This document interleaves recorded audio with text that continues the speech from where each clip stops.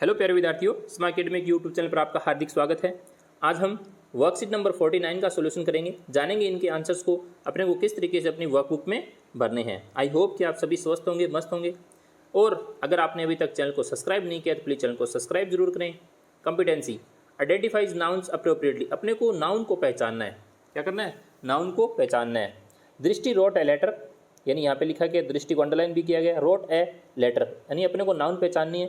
निरेक goes to school daily, तो the underline words in the above sentences are nouns, यानी जो दृष्टि को अंडरलाइन कर रखा है ये नाउन है। लेटर यानी पत्र नाउन है। निरेक क्या है? नाउन है। तो यहाँ पे अपने को कुछ एग्जाम्पल दे रखे हैं।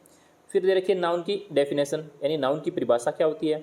तो noun is the name of person, noun क्या होती है? यानी व्यक्ति का नाम। पैलेस यानी स्थान। थिंग यानी वस्तु।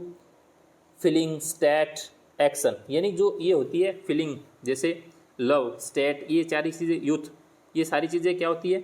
यानी नाउन को शो करती है। तो it is a naming word, यानी इसको नेमिंग वर्ड भी कहा जाता है नाउन को। अब अपने को कुछ सेंटेंस दे रखे हैं, उनमें अपने को बताना है कि नाउन कौन सा है। Underline the nouns in the following sentences. अब अपने को जो नाउन है उनको अंडरलाइन करना है। जैसे फर्स्ट एग्जाम्पल है सरदा इज ए जेंटल वुमेन, तो सरदा क्या है? यहाँ पे नाउन है। वुमेन, तो वुमेन भी क्या है? नाउन है। फिर honesty is the best policy, तो ऑनेस्टी क्या है? यहाँ पे नाउन है। तो इसको अपन ने क्या किया? अंडरलाइन किया। उसके बाद में Anant and Diksha live in Udaipur, तो अनंत और दीक्षा दोनों क्या है? नाउन है। अनंत और दीक्षा को अपन क्या कर देंगे? अंडरलाइन कर देंगे। उसके बाद में उदयपुर, यानी ये स्थान को बता रहा है, तो ये भी क्या है? नाउन है। और अनंत और दीक्षा किसको बता रहे हैं? यानी नाम को, पर्सन को बता रहे हैं, तो इनको भी अंडरलाइन किया क्योंकि ये नाउन है। माई ब्रदर टीच इंग्लिश, तो ब्रदर, तो भाई यानी ब्रदर है, वो भी क्या है? एक नाउन है।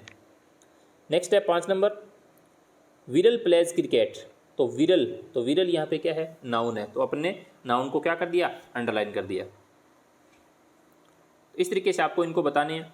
अब नेक्स्ट है अपने पास एक ग्रुप दे रखा है, list the different kinds of nouns from the flowing words. अपने को अलग अलग प्रकार की, यानी क्या दे रखे हैं? नाउन्स दे रखे हैं। यानी जो नाउन्स है वो 5 तरीके की होती है, यानी 5 प्रकार की नाउन्स होती है। अब उनमें से अपने को छांटना है, यानी एक लिस्ट बनानी है। जैसे मल्हार, बॉय, गोट, गोल्ड, ये जो सारे हैं, ये सारे के सारे क्या हैं? यानी नाउन्स है। अब अपने पास 5 तरीके के नाउन्स है। जैसे एक होता है प्रॉपर नाउन, एक होता है कॉमन नाउन, एक होता है कलेक्टिव नाउन, एक होता है मटेरियल नाउन और एक होता है एब्स्ट्रैक्ट नाउन।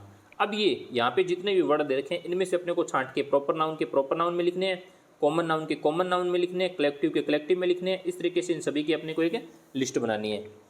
जैसे सबसे पहले बात करते हैं प्रॉपर नाउन, तो प्रॉपर नाउन कौन से हैं? तो प्रॉपर नाउन जैसे मल्हार क्या है? एक प्रॉपर नाउन है।